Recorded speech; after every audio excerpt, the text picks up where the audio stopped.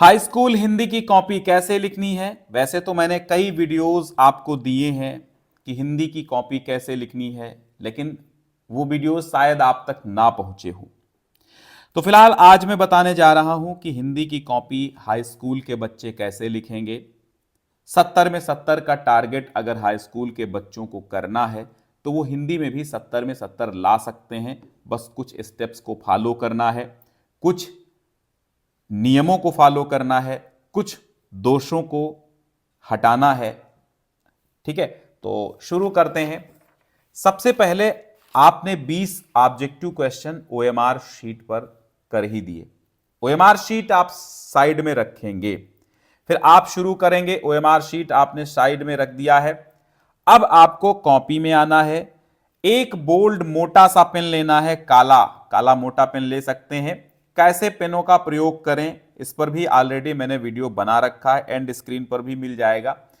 तो प्रश्नोत्तर संख्या यहां पर 21 भी हो सकती है, 1 भी हो सकती है, क्योंकि कुछ पेपर में 21-22 से चालू होता है, कुछ पेपर में 1-2 से चालू होता है। तो यहां जो भी प्रश्नोत्तर संख्या है वो लिख सकते हैं। सबसे मेन पॉइंट, पहला पॉइंट, आप कोशिश करें कि आप एक तारतम्यता से लिखें, यानी कि आप कोशिश करें कि कॉपी सीरियल से प्रश्नों के उत्तर दें। फिर भी अगर आपको सीरियल नहीं आता है, यानी कि आपको कुछ ऐसे प्रश्न मिल रहे हैं जो आपको नहीं आते हैं और बहुत सारे प्रश्न ऐसे हैं जो आप कर ले जाएंगे, तो जो प्रश्न आ रहे हैं सबसे पहले उन्हीं को लिखना है।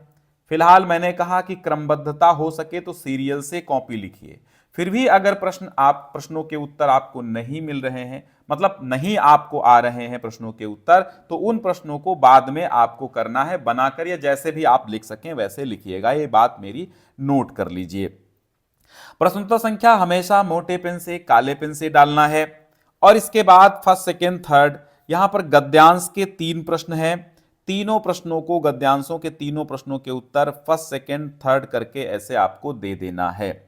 ध्यान रहे, हमेशा नवीन प्रश्नोत्तर संख्या नवीन पेज से डालनी है।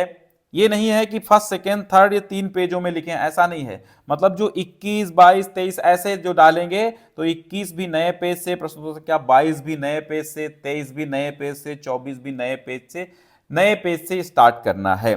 ठीक है, बस ये है कि अगर कोई प्रश्न एक ही 2-3 लाइनों का है और इसके बाद आपको नए पेज से नहीं, फिर उसी पे कर सकते हैं इस्तेमाल उसका। अच्छा, उसमें कोई विशेष दिक्कत है नहीं। ठीक है, तो अब यहां संदर्भ कैसे लिखना है, अच्छा संदर्भ कैसे लिखें। सबसे पहले यह संदर्भ का ही प्रश्न है। तो प्रस्तुत अवतरण के पाठ का नाम मित्रता और लेखक का नाम आचार्य रामचंद्र शुक्ल है। यह प्रश्न जैसा बना, यहां संदर्भ कहेगा तो आपको संदर्भ लिखना है।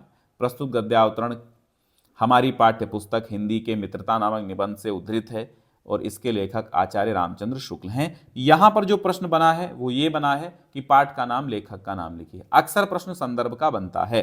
अब अभी नीचे बताएंगे संदर्भ कैसे लिखना।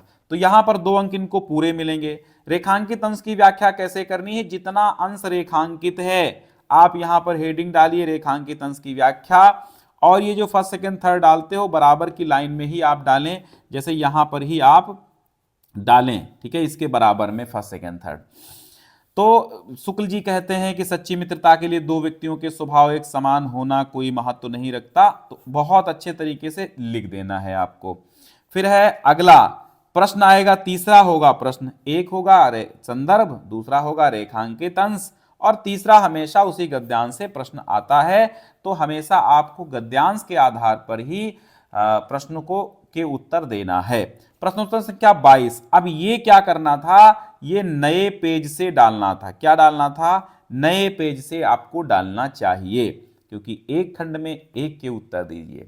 और कोशिश करें कि आप संक्षिप्त लिखें, लंबा खींचने की कोशिश ना करें। संक्षिप्त लिखने से टाइम मैनेजमेंट हो जाएगा, कम समय में ही आप पूरी कॉपी कर पाएंगे, और कॉपी को जो अंडरलाइन करना है, सजाना है, वो भी आप कर लेंगे। तो प्रश्नोत्तर संख्या 22 नए पेज से डालना चाहिए। ये पद्यांश का प्रश्नोत्तर होता है। संदर्भ डाला, प्रस्तुत पद्यांश हमारी पाठ्य पुस्तक हिंदी के पद्य खंड। अब यहां पर पद्य खंड को काला करना चाहिए था, मतलब काले से लिखना चाहिए। चींटी नामक शीर्षक से लिया गया है, जिसके रचयिता सुमित्रानंदन पंत जी हैं। बिल्कुल सही लिखा गया। फिर रेखांकित अंश की व्याख्या, कवि प्रश्न करता है, क्या तुमने कभी चींटी को ध्यानपूर्वक देखा? चींटी को देखा, सरल विरल काली रेखा, ये भी सही है। प्रश्न में उल्लिखित पंक्ति के द्वारा कवि जीवन के एकता और निरंतर श्रमशील बने रहने के आदर्श की ओर संकेत करता है। ठीक है, तो पद्यांशों के भी 3 प्रश्न हो गए। प्रश्नोत्तर संख्या 23, देखो ये भी आपको नए पेज से डालना चाहिए, ये भी नए पेज से डालना चाहिए, लेकिन इन्होंने क्या किया भाई, 3 लाइनें 4 बची थी तो उसका भी इस्तेमाल कर लिया। हाँ, ये अच्छी बात है, परंतु नया प्रश्न, प्रश्नोत्तर, नई प्रश्नोत्तर संख्या, नया खंड नए पेज से इस्तेमाल करना चाहिए, नए पेज से स्टार्ट करना चाहिए। यहां पर वाराणसी नगरी वाला इन्होंने लिखा है, तो यहां संदर्भ और हिंदी अनुवाद दोनों लिखना होता है, ससंदर्भ हिंदी अनुवाद करना होता है। ठीक है, नहीं तो अंक नहीं मिलते हैं। 2 अंक का संदर्भ होता है और 3 अंक का अनुवाद होता है, तब जाके 5 अंक मिलते हैं। तो इन्होंने सही लिखा, पूरे पूरे इनको मिल गए 5 अंक। प्रश्नोत्तर संख्या 24, ठीक है, ये भी इनको नए पेज से डालना चाहिए, लेकिन अगर हो सके तो ठीक है, मतलब यहां डाल दिया, खैर यहां जगह ज्यादा थी तो कर सकते हैं। हालांकि इससे अंक ना कटता है ना मिलता है, इसका अंक कोई घबराने की जरूरत नहीं है, लेकिन हमने कहा कि नया प्रश्न नए पेज से स्टार्ट करने से थोड़ा सा अच्छा रहता है। संदर्भ आप लिखिए कि प्रस्तुत श्लोक हमारी पाठ्य पुस्तक हिंदी के संस्कृत खंड के प्रबुद्धो ग्रामीण नामक पाठ से अवतरित है। यहां पर 2 अंक इसमें भी मिल गए, और हिंदी अनुवाद दूर तक जाने वाला है, 2 अंक यहां पर भी मिल गए। अब यहां देखो, ये वाला अगर चाहते 2 लाइनें, तो यहां 2 लाइनों 3 लाइनें जो बचा दी हैं यहीं पर ये लिख जाता, लेकिन नहीं, तो ये चीज है। फिर प्रश्नोत्तर संख्या 25, इन्होंने मेवाड़ मुकुट खंड काव्य डाला है, अरावली सर्ग लिखा है, तो इन्होंने अरावली सर्ग लिखा है, तो यहां पर इन्होंने बहुत अच्छे से लिखा कि गंगा रत्न पांडे द्वारा रचित मेवाड़ मुकुट, तो जिसके द्वारा रचित है मेवाड़ मुकुट उसका नाम भी लिख दीजिए तो ज्यादा अच्छा रहता है। और इन्होंने पूरी बात अपनी लिख दी है और एक कोटेशन भी डाल दिया है, तो ये 3 अंक का होता है। बहुत सारे बच्चों का प्रश्न है कि सर मेवाड़ मुकुट या फिर खंड काव्य के कितने प्रश्न करने होते हैं, तो खंड काव्य में केवल और केवल 1 प्रश्न करना होता है 3 अंकों में। 2 प्रश्न आते हैं लेकिन करना आपको 1 ही होता है। फिर आया है जीवन परिचय, प्रश्नोत्तर संख्या 26।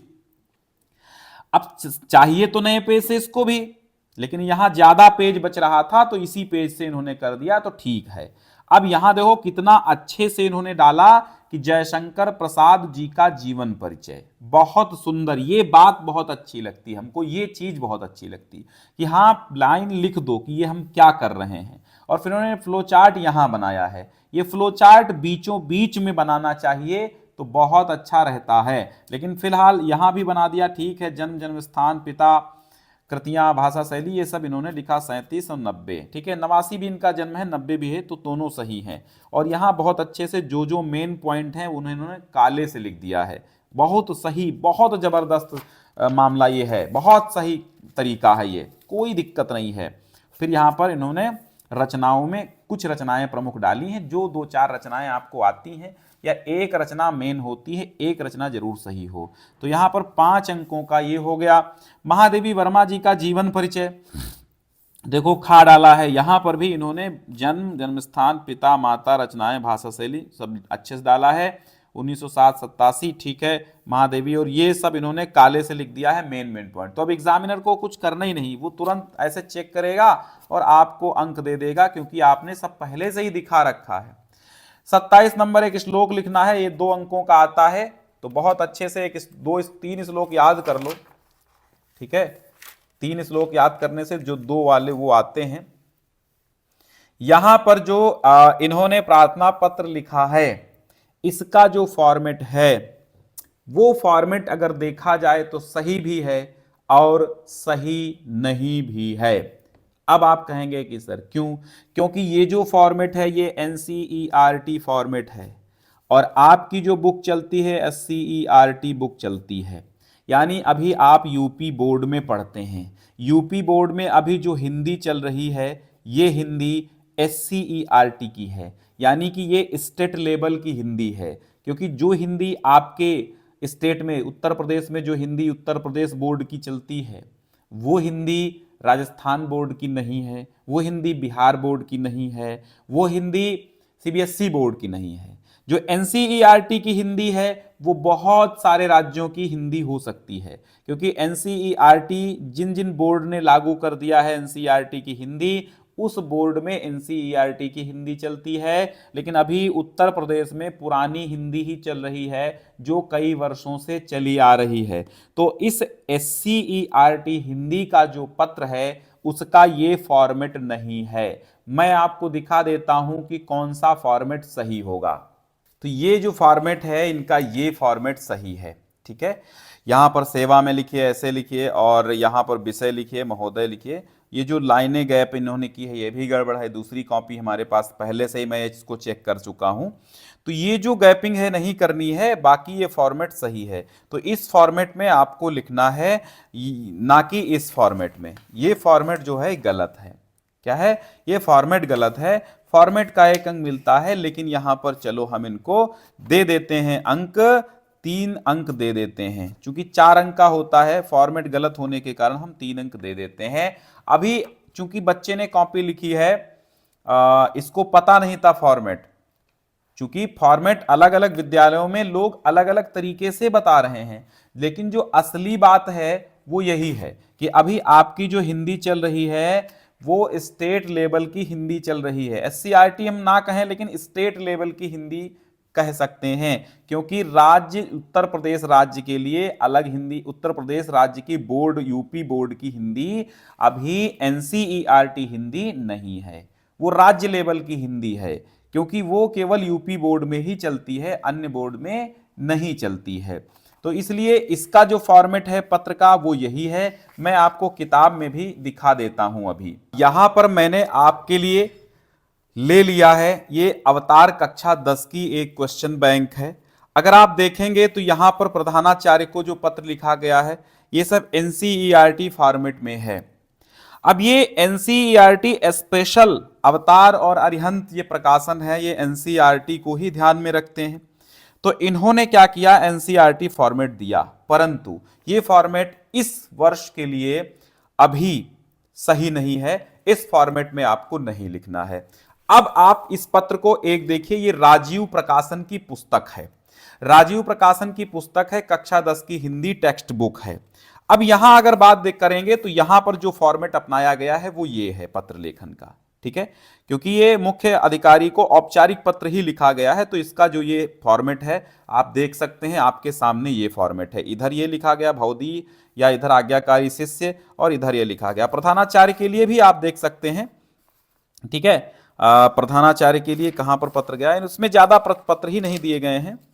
हाँ ये है, देखो ये है, खेलकूद की सामग्री की ओर ध्यान दिलाते हुए ये प्रधानाचार्य को पत्र है। यहां पर देखो प्रधानाचार्य जी को छात्रवृत्ति के लिए सेवा में प्रधानाचार्य जी महोदय, और यहां पर आज्ञाकारी शिष्य लिखा है। और इसका भी सन जो देख लो, ये जो आपका है ये 23-24 है। ये क्या है, 23-24 है, ठीक है। 23-24 है, यानी कि 24 के लिए ये थी, अभी तो 25 चल रहा है। और जो मैंने आपको दिखाई ये 25 के लिए अरिहंत प्रकाशन की, तो 24-25 में कोई अंतर तो है नहीं, क्योंकि ना 24 का जो फॉर्मेट था और जो चीजें बदलाव होनी थी 24 में हुई थी, 25 में तो हुई नहीं। अभी 24 की क्वेश्चन बैंक हमारे पास है, 25 की नहीं है, परंतु 25 में भी यही है, मैंने जो देखा है, ठीक है, सेम ही है, कोई दिक्कत नहीं है, क्योंकि मैं आपको गलत क्यों बताऊंगा। यहां पर भी देखो शुल्क मुक्ति के लिए सेवा में प्रधानाचार्य महोदय और विषय, और फिर यहां पर इस तरफ जो है वो डाला गया है आज्ञाकारी शिष्य। तो जो सही फॉर्मेट है वो यही है, सही फॉर्मेट है जो, तो वो ये फॉर्मेट सही है। ये फॉर्मेट आपका सही नहीं है, ये एनसीईआरटी फॉर्मेट है। तो अब आपको पत्र में पता चल गया होगा कि पत्र में क्या कैसे करना है। पत्र लेखन का एक सही फॉर्मेट पता चल गया, फॉर्मेट का 1 अंक कट जाता है। क्लियर हुआ? तो भाई यहां देखिए फॉर्मेट सही नहीं, 1 अंक काट लिया हमने। अब मैं काट लिया, मैंने आपका थोड़ी ना काटा है, मैंने सही फॉर्मेट बताने के लिए काटा है। श्वेत केतु आरुणे पुत्रासीत, यहां पर प्रश्नों के उत्तर देना है, 1-1 अंक में 2 प्रश्न आएंगे, संस्कृत के 2 उत्तर देना है, ठीक है। फिर यहां पर 30 आएगा, और प्रश्नोत्तर संख्या 30 में निबंध आया है विज्ञान वाला, वरदान वाला। रूपरेखा बना लेनी है, रूपरेखा बनाने से अच्छा रहता है। और रूपरेखा के यहाँ ना अंक मिलते हैं ना कटते हैं, लेकिन हाँ इंटर में 2 अंक रूपरेखा के कटते जरूर हैं, 2 अंक होते हैं रूपरेखा के, लेकिन हाई स्कूल में नहीं होते हैं, पर आप रूपरेखा जरूर बनाएं। प्रस्तावना यहाँ पर लिखा है इन्होंने, और कितने पेज में लिखा, विज्ञान के अनूठे चमत्कार, विज्ञान के अभिशाप, विज्ञान के सदुपयोग, उपसंहार लिख दिया इन्होंने। देखो 1, 2 और 3 पेज में इन्होंने पूरा का पूरा निबंध समाप्त कर दिया है। तो ये जो है 3 पेज में पूरा का पूरा निबंध समाप्त कर दिया है। अब 3 पेज में निबंध इन्होंने समाप्त किया है तो अच्छी बात है, क्योंकि टाइम मैनेजमेंट बहुत अच्छे से हो जाएगा।